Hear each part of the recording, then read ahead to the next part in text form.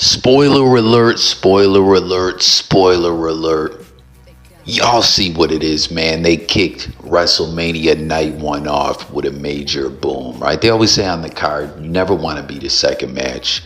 Everyone wants to be the main event to close out the festivities.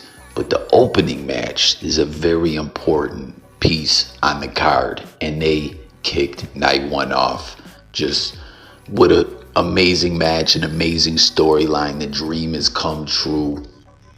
And you see his bro through thick and thin, all the stuff storyline wise with the bloodline that is played out. You did it, Us. Main event Jey Uso really showed. Not that I think, comment if anyone out there was still doubting, not that Jey Uso wasn't top tier talent in the WWE, but that he really is main event talent, the tippy top of the card. As what a match this was. Comment everyone your thoughts on the match and all that. When Gunther was coming out, it was a trip though, as he's held the title for over 200 something days. And they showed he's only had 6 title defenses in that time. I was a bit surprised that the Austrian, who, is a bit of a ring general and all that, you'd think they would book him as a fighting champion, in my opinion. But, man, they went back and forth. I thought it was a wrap early on when Jey got hit with the belt in the face, but kicked out. And obviously, we know that's a thing even myself complain about at times. And a lot of people have kind of got to this point where we're like, man, people kicking out of finishes, people kicking out of getting hit with the belt, stuff like that. I mean, there's an art to it. And the way they did it here, I was messing with it personally. And, they just really wrestled their arses off. Aside from the atmosphere, the storyline and everything, this really was a good match, a nice, clean match, some great wrestling holds. And you see, in the end, man, he reversed that move from Gunther, did the damn thing, hit him with the splash, face down though. Gunther was face down, and instead of flipping him over and going for the pin, he put the sleeper hold on him, and it was night. What do you guys think of wrestlers using sleeper holds as a finisher, and who you think was the best with it? Isn't it such a trip thinking back on Stone Cold Steve Austin when he originally popped up in WWE, and later would become Stone Cold? When he debuted as the Ringmaster, the $1 Million Champion, he was taking a page out of who he was a protege of at that time, storyline wise, the $1 Million Man, Ted DiBiase.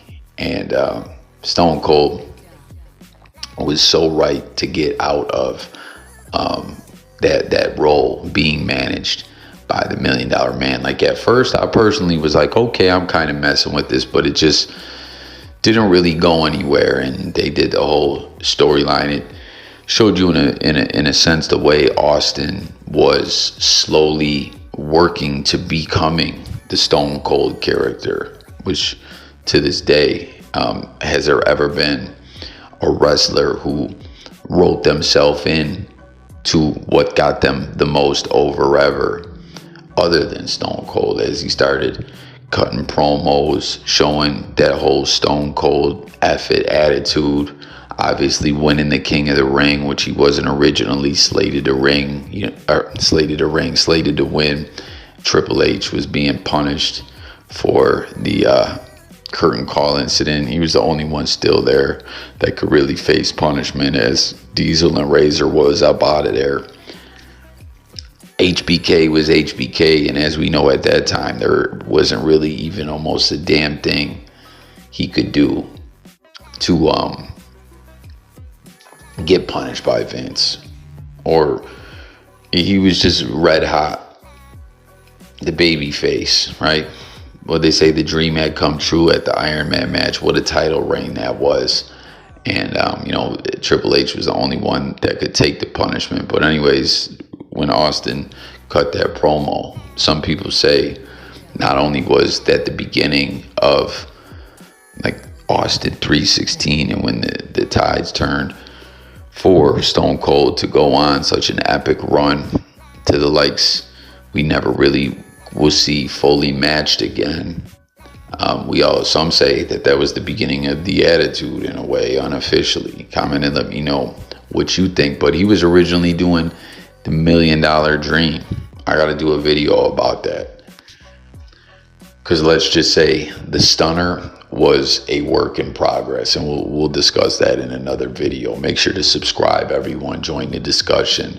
But yeah, Jay put the sleeper hold on him, and it was a pretty lit way, in my opinion, for him to win the strap. And then again, like we already pointed out, his brother comes out, celebrates with him, and they actually mention Pops as well. They were talking about when he won the Royal Rumble, how Rikishi was there to celebrate and how proud and happy he was. And they were like, man, if only we could see Keish now, right? What's Keish doing right this moment with his son, main event Jey Uso, going over and getting the big belt, the newer version of the big belt. I think this is lit, man. This was such a great payoff from a long road. And if you would have asked me before, not that I wasn't rocking with Jey Uso and liking what he's been doing and everything and thinking that he has had great momentum behind him, I just wasn't truly convinced before if they should go with him or they would go with him, or how will it really come off. And here we are now, and it was just really, I don't think you could have a better way to come out the gate hot and open WrestleMania. And you know, this is dope, man. So there you have it, new champion. Spoiler alert. I hope you clicked off at the beginning. If you didn't take heed to the triple spoiler alert, hey, what more can I say? But what will be next for Uso, who will jump into the title picture? Will Gunther get a rematch for his first defense, or what? What are we looking at? What are y'all thinking? Tap in, comment, let me know.